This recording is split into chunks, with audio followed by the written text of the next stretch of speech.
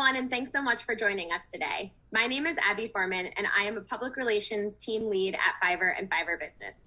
I'm super excited because today I get the pleasure to talk to someone who I consider both a friend and a true inspiration. Courtney Heywood, the founder of Blackage, a company whose mission is to promote wellness and spread good vibes to as many people as possible. 2020 was no doubt the toughest year many of us have faced. From complete and total isolation due to COVID to the killing of George Floyd in the spring and the fight for social justice and equality. Brands left and right came out with statements and responses to both COVID and the social justice movement stemming from the killing of George Floyd. But a lot of it was just words. And don't get me wrong, words are okay, but action is better. Action can make a difference. Action can right wrongs. Action can change institutions. It is with all of this in mind that Courtney created the foundation for Blackage. So without further ado, I want to jump into the Q&A portion of things. Courtney, first off, welcome. And for those of us who are, might be unfamiliar with you and Blackage, can you tell us a little bit about yourself and the business and, how it got started? Absolutely, one. Happy to be here, Abby. So thank you for the opportunity, and I'm so happy that it's you. And then two, at its core, Blackage is a gifting company that highlights Black-owned brands, and our intention is just to spread as many good vibes to people as possible. We place a focus on wellness and self-care, as well as building community and amplifying Black voices. And I came up with the idea for Blackage as a direct response to the George Floyd protests earlier in 2020. And it was just like a rather dark time. We were sort of all isolated because we had literally been quarantined. Like, we were literally isolated, not just feeling that way. And just seeing sort of like body after body after body and no accountability being held. And I think George Floyd sort of was the tipping point for us. And he sparked a lot of protests across the nation. And here in New York, I wanted to protest, but I have respiratory issues. If we're just being honest, my body is like not made for natural selection. And so couple that with like COVID, and I was like really scared to go out, but I wanted to help and contribute in some way. By nature, I'm an empath, and I noticed that like a lot of my peers felt like heavy and nobody knew what to do. And in some respects, people didn't even like have words for their feelings, right? You just feel a lot of things, but you can't get through the fog to sort of categorize that for yourself. And so I wanted to like spark a little joy with them and also empower them to like pay it forward a little bit.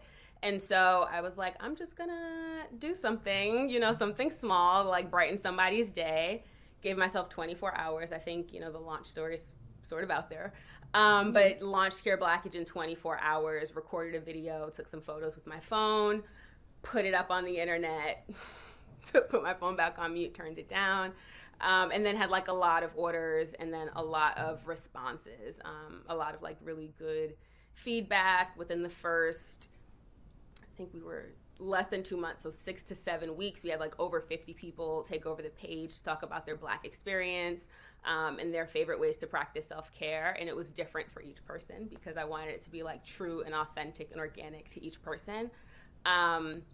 But yeah, so I had the luxury of donating my first 2 months of sale. 100% of my profits from sales went to National Bailout, which is a Black-led bail fund, and they're all like immigrant, queer, Black women, and they've all been impacted by incarceration, either being incarcerated themselves or having like a family member or friend. So really staying true to the mission and trying to like make change in ways that like are not as black and white and as other people may have organically seen initially.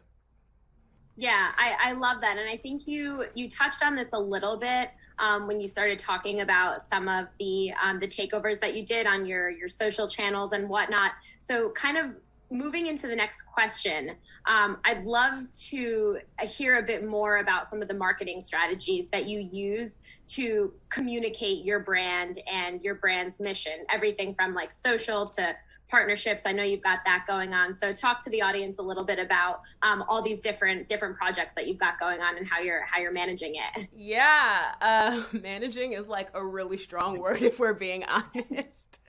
Welcome to entrepreneurship. But I will say, I think a part of what I've done is like build community as well as lean on my community that I've already had. And I think that is what has helped Care Blackage take on legs.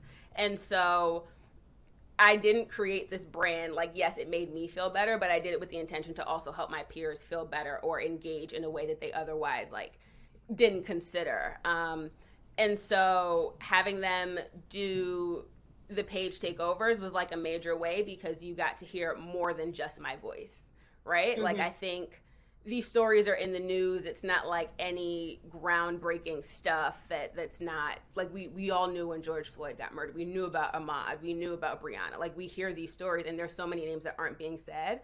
But it's a story that's told over and over again, and I think when you watch the news, it's a very curated piece of content that, like, comes back at you, and you might not hear your voice. And you might not see yourself in it, and you don't know how people are processing because it's just data being shot at you.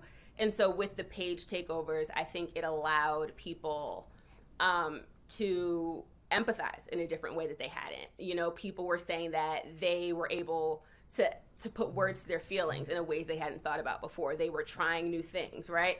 And whether that was like hiking and yoga or, you know, therapy or like weed. There was like a lot of discourse happening in the DMs, and I think that community building was really good for marketing because it then became like, oh yeah, I found out about this thing through this thing, or I wanted to try this thing because of this thing, or like I saw a black man go hiking today, right? Like literally a black man went hiking and people were like in awe.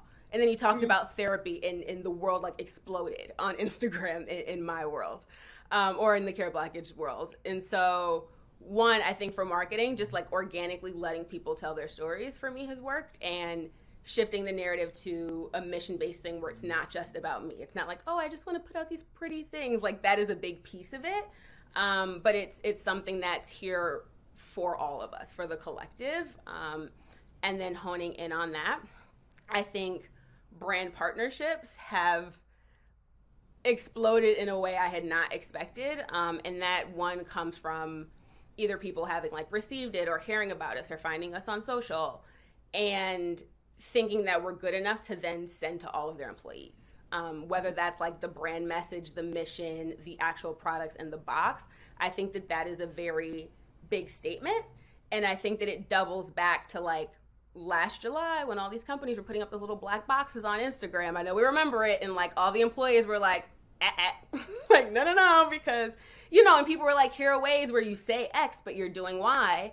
And like, what are you still doing to hold each other accountable? And so I do want to say that there are brands that are out there that are still looking to change that narrative and to shift that story for themselves, and kudos to them. But there's a lot of people where it was just like the marketing thing that they had to do and the box they had to check off during that time, and it just sort of went away.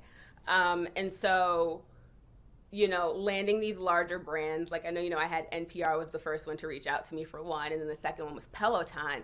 That says a lot, right? That these larger brands are coming on and being like, this is what we're sticking with, right? Like, here it is, and here's us putting in the work, and it looks different. It's not just like sticking all your employees into a meeting and like having them process, or it's not, there's no one all fit. It's like all encompassing. And so partnerships has been a second big thing for marketing. And then originally, you know, our packaging included a note that talked about why we started and our mission. And it was dark because that is what life is and was and will, you know, if cycles keep happening, we'll hit that point again at some time. And it's really unfortunate. But I think the shock of being like, this is what it is. This is what the world looks like. This is what some of us are experiencing every day. This is, you know, we are your colleagues. We are your classmates. We are your friends. We like all of these things look different and people carry it a different way. Like I've personally worked in spaces where I've been the only Black person in the office for over a year, and like having to see things like this happen and then still show up to work and have to like smile in a meeting or go to a conference room or like, you know, just produce at the same level, like you're not carrying all this stress on your back is a lot. And so acknowledging that we are people, like we're at bare minimum, we're fucking human. And we need a moment to just sort of like compress and process or find a friend or just not go to work, and it's okay. And so the wellness and self-care part of Care Blackage comes in, because it's like you have to force yourself to take time for yourself, especially during this lockdown when, you know, days are just rolling into days, hours are rolling into hours, and it's a lot. You know what I mean? No, and I think you bring up a really good point. One of the things that I wanted to add, especially when you were talking about the takeovers, one of the things that I saw come through in the takeovers that you did is that you used your platform to give people a voice when they may have been, you know, uncomfortable sharing that voice on their platform, and they were able to truly get out their thoughts and their feelings and emotions through your platform in a confident, collected manner, and maybe even not so confident and collected sometimes it was just crazy emotions and thoughts. So I take part of that back, but no, I watched all of them, and I just think that it was such a good way to build a foundation for your business, to invite your community in right away, right off the bat. Like, you were barely even started, and we had people the next day. We had people doing page takeovers the next day. Yeah, and I thought that was incredible, and I think that speaks to why you ended up getting these partnerships that you did. These are huge, big brand names that you ended up establishing partners with, and it's because of the mission of the company and because of the way that you've developed it and the voice that you're giving it. I think it's incredible to see how you've grown over the past, I guess it's only 6 months, 9 months now. Yeah, we're coming up on 9 months pretty soon. I do think the magic in the stories and the page takeovers, like, people had to log into my account and they were posting in real time. And so you got to see raw emotions, right? It wasn't this like pre-curated thing. We just launched and then we went, and I was taking it week by week. So nobody had more than like maybe 3 or 4 days notice. Everybody was out of their comfort zone, because it's like, wow, I'm just talking to like strangers on the internet. And I think that the discourse changed like once everybody got their first DM, and it was like, okay, I'm talking to these like strangers on the internet, but they're like kind of like friends, or, you know, they're listening with the same lens.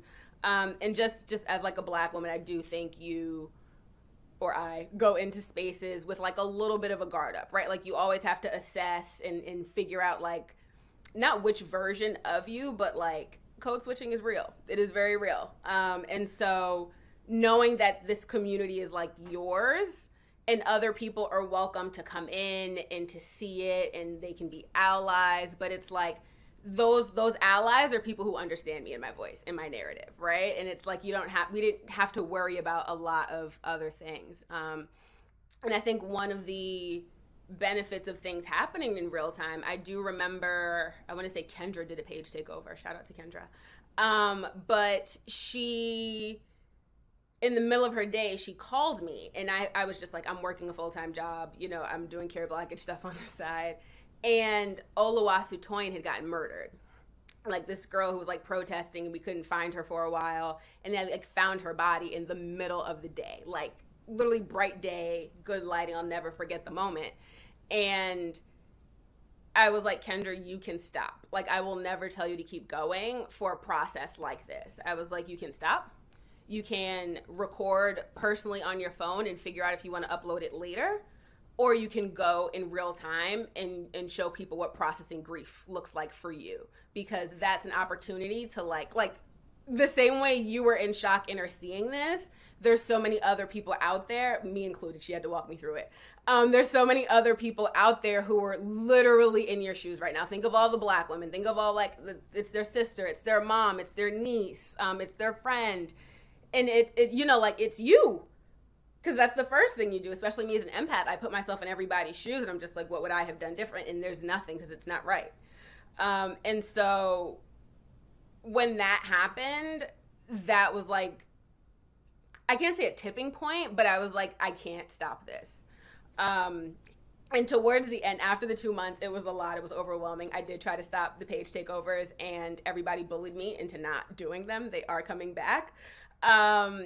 it'll be great. And then I would also like to say that we're coming up on the trials for the George Floyd, people who murdered George Floyd. And so I'm going to start bringing back that content. I wanted to be super responsible with it because I do think that like a big part of like me and my brand is like spreading joy. And I do think that we are allowed to have some moments without grief, right? Like without just like mourning or triggers or any like sadness. And I don't want to re-bring up any of that stuff because it's dark, and it's like you relive those emotions because you're like, I remember that. And like, you know, people were going through their stories in real time, so you feel like you're reliving it in real time. And I just wanted to be really responsible, but it's a real feeling.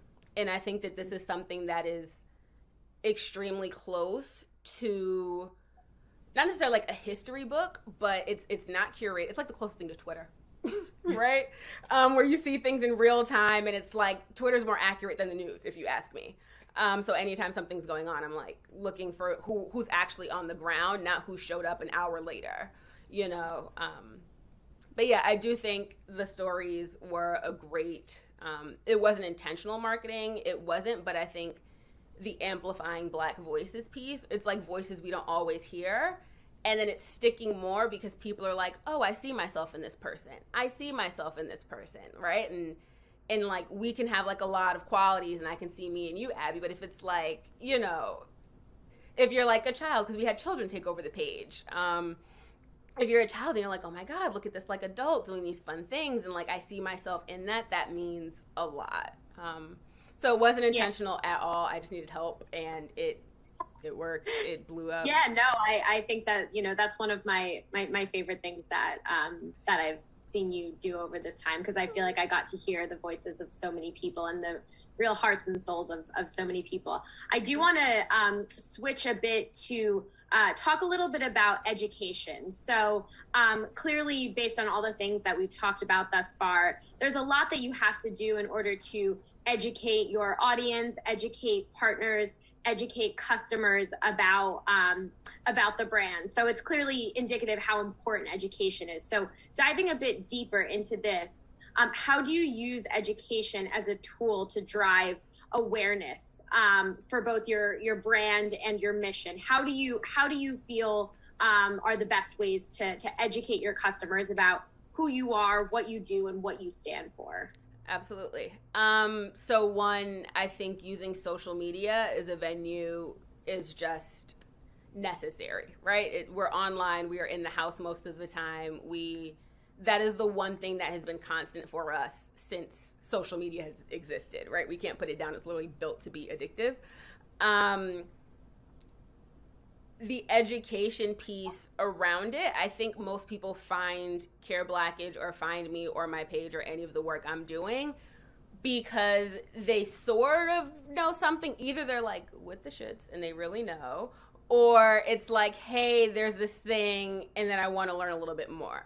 I think just me, I never want to show people my side is the right side. I think my side is the right side. Do not get me wrong. But I want to be like, here's a lens. Here are what people are saying, thinking, believing, feeling. You know, and then sometimes people parallel that within their lives and they feel it, and sometimes they don't.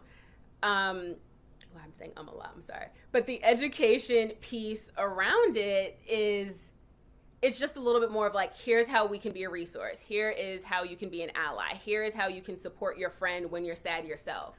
And I think the core of that starts with like taking care of yourself. There's a lot of trauma, seeing things repeatedly over and over. Like it has been a hard year. We've all gone through, like as humans, we've gone through it, just period. And so letting people know that there are resources out there. Here's something you might not have tried, right? Like we did a box that had CBD tea in it. I had never had CBD before, but guess what I like now, Abby? Guess what I like now? I love tea. Well, the tea, shout out to Noir Bud. The tea, I have like a weird shout out, sorry. But the tea, you know, it's more than that, but it's sort of like, how can we lend a different lens to one another and share these experiences or resources that other people either may not have known about, may not have had access to, never considered trying or thought it was wonky. And I thought that just with education, you give people sort of a little extra push. You're like, here's why this is not that scary, or like, here's why this might be good for you, or this is what this actually means, or here's what this looks like in your community and how it's actually accessible, because none of us have the same experience, and it's hard to speak to like the entire world at one time. But when you're like, we're all human, like we are all living a human experience here on this earth. And I think that that means a lot. And if you are halfway decent, you're like, humans deserve bare minimum, like equality for like certain things, like access to education, food, you know, all of that stuff going left of center. But I think letting people know where they can find the resources and what they can do with them and how it benefits them has absolutely been a big piece. I think the fact that we are also very mission driven, for some people, I don't want to say removes color. There's literally Blackage in the name, Care Blackage, so I can't say it like removes color. But I think everyone can stand behind a mission, especially a good one that sort of moves the needle forward, if it's not just about me, right? It's not like, oh, I just want to sling gift boxes because I think it's a good idea, which is nothing wrong with that. But I think adding a social aspect to it, or having a social aspect behind it, definitely helped for sure. Yeah, and I love that, you started this business with that mission. You know, it's not something that came afterwards. This business was literally your reaction and your way to help a community, to help a cause, to help a movement. Yeah. And I think that the fact that that's how this was founded, it's going to be ingrained in this business through here on out. And I know that you're going to continue with, donating to different causes and stuff like that. And I just think that the fact that you started that is with that in mind is just incredible. I do want to switch gears a little bit and talk about a challenge that a lot of brands are facing right now. And that's towing the line between addressing these important issues that need to be addressed, but then also the subsequent, potential risk of alienating audiences who might not be as comfortable or as familiar with these issues, or they simply don't want to hear about these issues from the brands that they follow, things like that. Can you talk a little bit about how you create engaging marketing content, content that's going to matter for your customers when discussing kind of sensitive subject matters? I'd love to get your sort of perspective on this. Yeah. I think that keeping the why at the forefront will clear up a lot of that. And so Care Blackage is here to like disrupt.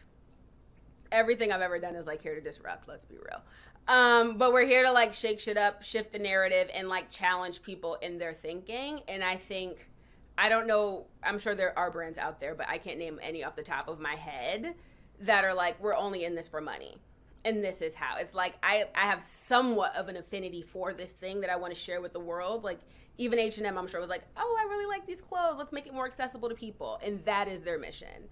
And so you will lose people along the way, but everybody is not your client. Like everybody is not my ideal client. Everybody does not need to shop with me. And I'm sure there are gift boxes that are like, maybe I'm not even gonna say that out loud. But I think you shouldn't be afraid. If this is what your company stands for and you believe that it is right, say it, do the work behind it, stand behind it, be consistent, and like show support or gather and give resources where you can and where you should. Companies have HR policies for this. I really wish they would stop asking their Black employees to help, because I thought we cleared this up in 2020 and we're still doing it this year for Black History Month. But I think in terms of marketing, if that is who you are, race and all of these other issues shouldn't be a problem, right? It just shouldn't. And everything, maybe you're indifferent on some things, maybe your brand is indifferent, right? But if it's something where you were like, nope, we're left or right of center, say it and say your reason why in the end, and then you will gain probably way more sales than people you have lost. And I want to say most people actually do.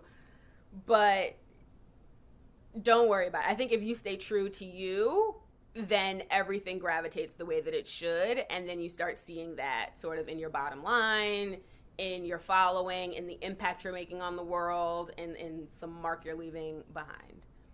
Yeah, no, I think that makes perfect sense. And a brand that comes to mind for me when I think about this question is Nike, when they did the Colin Kaepernick ad, because the amount of backlash that came from certain communities around that ad was absolutely incredible. And Nike stood their ground. They didn't change a thing. They talked about why this issue was important to them, why it was why it mattered.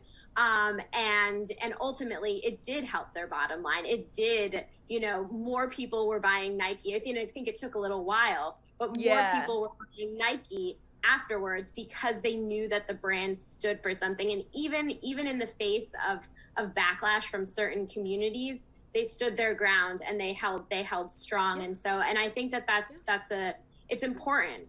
People were like purchasing Nike jerseys to burn them, and Nike was like, "Thank you for that sale." Yeah, exactly. Like, thank you. And I think, like I said, I think, if you look back, like, I think sales maybe dropped a little bit, but not even that much. And then they came back roaring because like of what Nike had done. And then, yeah. So Nike is the brand that comes to mind when I think of this question. And that, I think, I remember that, all of it. It was like a huge thing, right? Yeah. And every brand, great. Thank you if you do like a huge thing, appreciated, necessary, needed. But you can just make a statement. You can show up for your employees in a different way. You can show up for your consumers in a different way. And that it's that for like any marginalized group. Any marginalized group. I know with Care Blackage, I'm literally over here trying to figure out how to get Braille on my packaging, right? Because there's like people, I'm just assuming everyone has the gift of eyesight, and that's really effed up. Or even on social, you'll start seeing people adding the words to all their videos now, because it's like all of these years we've been leaving out like a whole demographic of people who are our peers, sisters, friends, brothers, like go down the list, who haven't had access to your content. And so it's like you could be giving people a really good resource, right? Or what does it look like if I go clothing shopping and I can't read the tag? Like, what am I touching? So little things like that is like what I really focus on. And I'm sure people say these things. People are like, it'd be really great if we just had this, or it'd be great if someone took up a stand for Black people. And Nike's like, I got you. Colin, come here for a minute. And like blows the world away, And in adversity. And I do also want to say that, especially when you're marketing, just because you're the only one doesn't mean you're wrong. And I think Nike was willing to take that stand and do more than just a little black square. Like Nike's just always been that company. God bless them. But yeah, be different. It means nothing if it's truly what you believe in, and just stand on your own too, like 10 toes. Do it. Yeah. I couldn't agree more. I think that kind of leads me into the next question that I have is, standing for something, while I guess sometimes some can see it as a risky move, but it really does help cultivate a sense of community and brand loyalty. So how do you engage your audience and make them feel as if they are, a part of your greater mission, a part of something bigger than themselves, really? Yeah. I involve them. And so every Care Blackage we've done has like stemmed from an issue or a need or something that someone in our community has expressed. And there are a few more in the queue coming that I'm excited for. But with our Black History Month box, I partnered with 4 other women to launch a really dope, like the ultimate wellness box. It was tea from Noir Bud, a incense holder from Zenith and Nadir, a planner from Melanin Muse, and earrings from Kira West. And we sat down, right? Like I'd never met these women in person ever. And then we sat down and it was like, what do we need right now? Like as a woman, as a Black person, as a 30 something, as a New Yorker, as a, fill in all the adjectives that make you you. What do we need right now? And it was like, we just need time for ourselves. Like we are women, especially, just take care of everybody. Like we it's like whole world on our backs. Like we got it. And we do it with a smile and effortless. And I think it really meant something to be like, we just need a break. Like everybody needed a break, but we like really, really needed a break. And so the intention behind that was to sort of go, into everybody's day and disrupt that and be like, take 5 minutes at least for yourself. Like have a cup of tea, right? I don't even light incense, Abby, when I tell you it's so therapeutic to just watch smoke, because it forces you to sit for like 10 minutes. And you don't realize, because time, especially now, it's been rolling into like the next minute, into the next hour, right? Like what day is it even right now? But then you think about like life on a treadmill. And I feel like that's what people think about when self-care. So you like brush your teeth and it's like, you're supposed to brush your teeth for 3 minutes. And it's like, most people don't do that. And you're just like, wow, we can't even take 3 minutes, for ourselves to think about what that looks like. And, I challenge you and everybody watching this to literally set a timer and just sit in silence for 5 minutes. And to actually just think about like how long 5 minutes feels of like uninterrupted disruption, where you just get to be one with your brain or one with yourself, and like you don't owe anybody anything and nobody else exists. Like you're only pouring into yourself, even if that means doing absolutely nothing, because honestly sometimes we just need to shut down.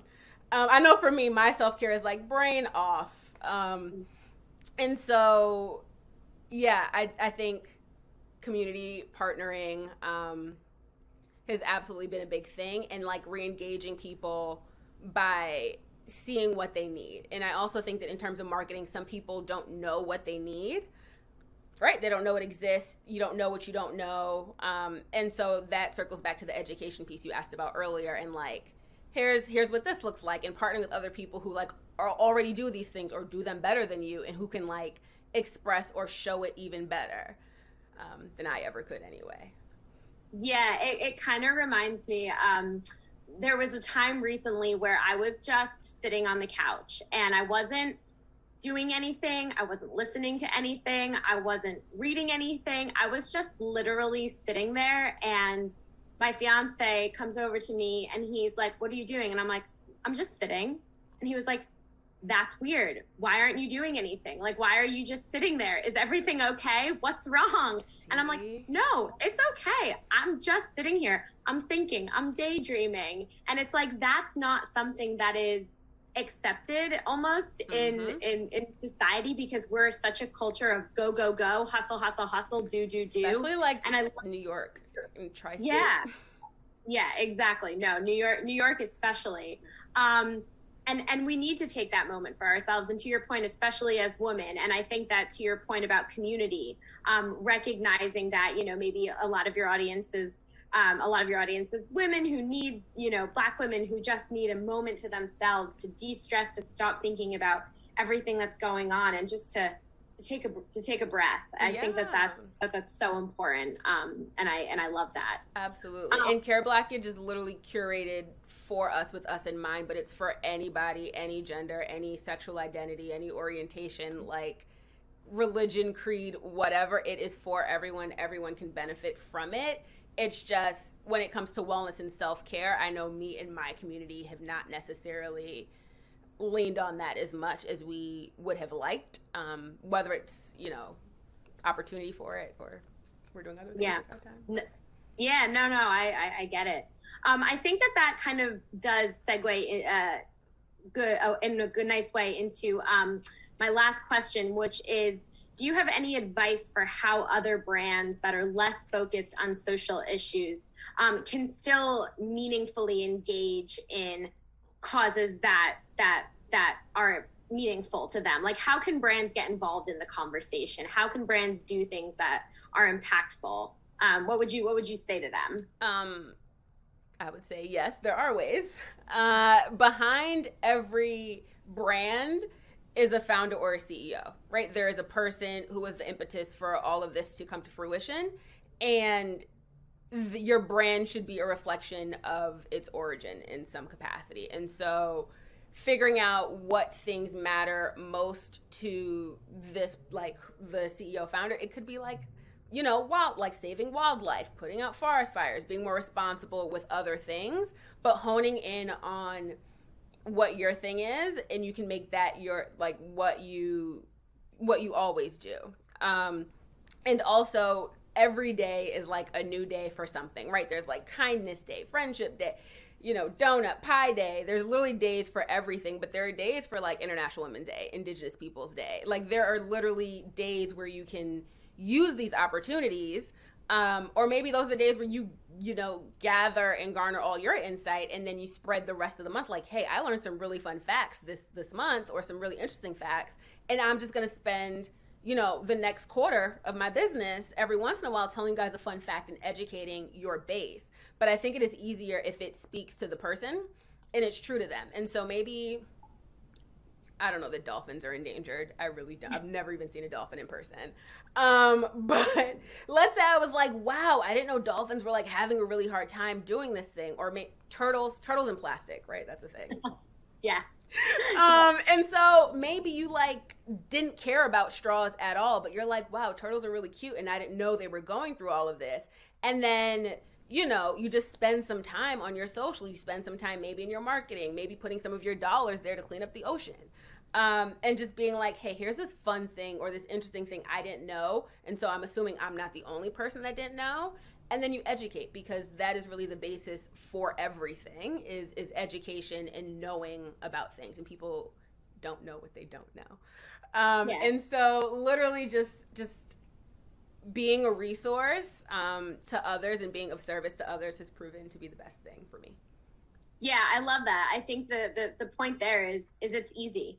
Just find something that you didn't know about, that intrigued you, that you know, got your brain going, and talk about it. I think that's like the key takeaway there is it's not difficult to start these conversations. It's not difficult to have them. Just do it. Just find something. Just find something that's important, that's interesting, that gets you going. So I love that. Your business pages are a platform. Yeah, exactly. I think I might have said on the last question that this was our last question, but I do have one last question that I want to end on. We kind of talked about this a little bit with Nike, but what is a purpose-driven brand that you look up to, and what brands have inspired you in your entrepreneurial journey?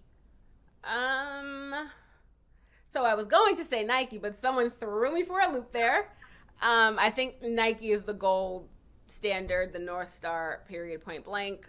Their team is just impressive as ever when they do this.